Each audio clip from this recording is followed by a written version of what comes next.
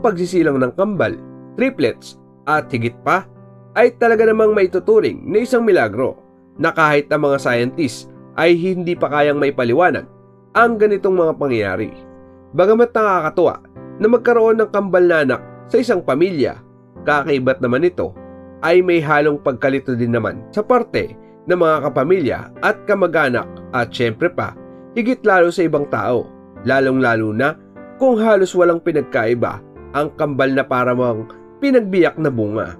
Kaya naman mga kaibigan, isang nakakaliw at nakakainlab na buhay pag-ibig na naman ang ibabahagi ko sa inyong lahat na hindi nyo akalaing maaari palang mangyari sa totoong buhay. Ang Kasak family at Benesirov family ay dalawang pamilyang parehas na may kambal na anak. Kambal na babae at kambal na lalaki. Halina't samahan ninyo akong alamin kung paano pinagtagpo ng tadhana ang kani-kanilang buhay. Si Debbie ay natipuhan ni Charles nang minsan siya ay nagpunta sa isang mall at makabangga nito habang naglalakad. Sa unang pagkikita pa lamang ay nabighani na siya sa taglay nitong ganda. Kaya naman lakas na loob na nagpakilala siya dito. Lalo siyang humanga, hindi lang sa kagandahan nito, ngunit maging sa kabaitan nito. Paano kasi ay isang matamis na ngiti ang binalik nito sa kanyang pagbati at doon nga nagsimula ang kanilang pagkakaibigan. Ang unang beses na pagkikita ay nasundan pa ng ilang beses pa hanggang sa masyak na lamang siya. Isang araw nang makipagkita ito kasama ang kapatid nitong babae, halos hindi siya makapaniwala dahil magkamukha kasi silang dalawa. Bagamat alam niyang may kapatid ito, ay hindi nito nabanggit na may kakambal pala ito na babae. Sa nalaman ay sobrang na-excite siya. Agad naman niyang tinawagan ang kanyang kapatid na lalaki at pinasunod sa kanilang meeting place. Parehas din na nagkagulatan ang mga ito.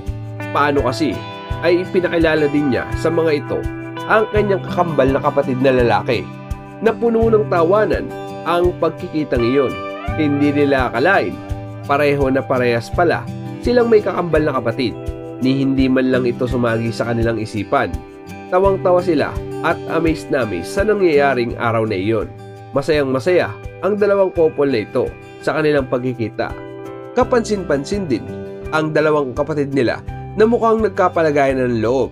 At dito na nga nabuo ang magandang relasyon sa pagitan ng apat na ito. Nagkagustuhan at nagkaibigan hanggang sa sila ay magpasyang magpakasal. I never thought I'd see this day, standing here with you. It could have gone so many ways.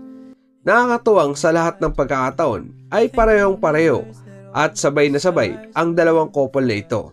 Paano kasi ay sabay na nagpropose ang dalawang lalaki sa dalawang babae. Alam niyo din bang double wedding din ang napagpasya nilang apat na magaganap sa kanilang kasal?